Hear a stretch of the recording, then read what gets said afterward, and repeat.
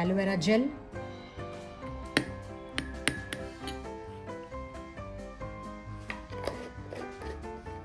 coconut oil,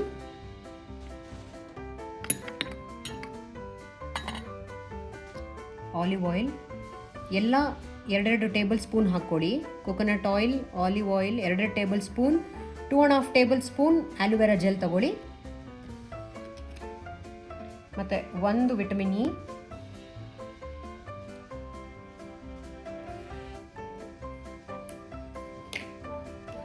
mix it.